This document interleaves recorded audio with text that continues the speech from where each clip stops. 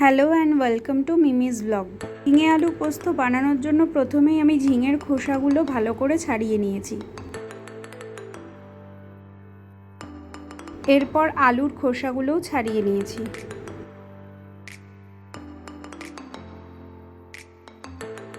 ঝিঙে ও আলুগুলোকে টুকরো টুকরো করে কেটে নিয়েছি।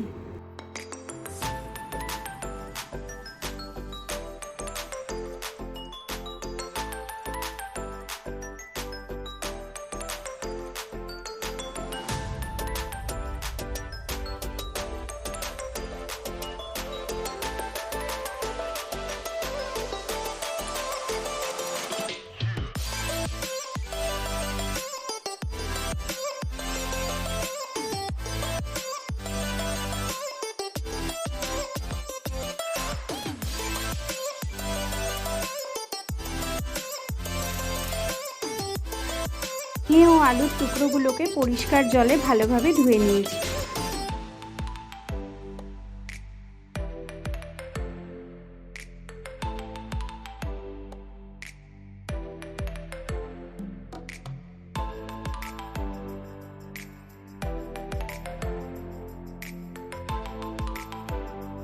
কড়াইতে সর্ষের তেল গরম করে কালো জিরে ফোড়ন দিয়ে আলুগুলোকে ভালোভাবে ভেজে নিয়েছি।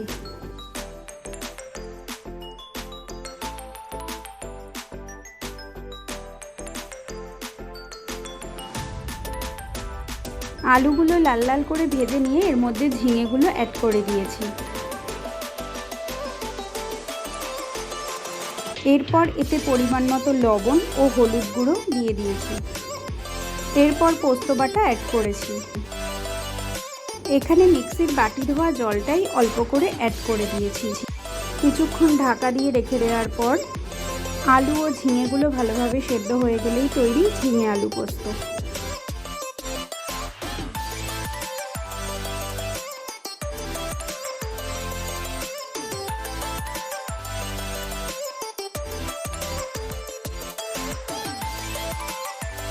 গরম গরম ভাত বা রুটির সাথে জাস্ট জমে যাবে এই তরকারিটা।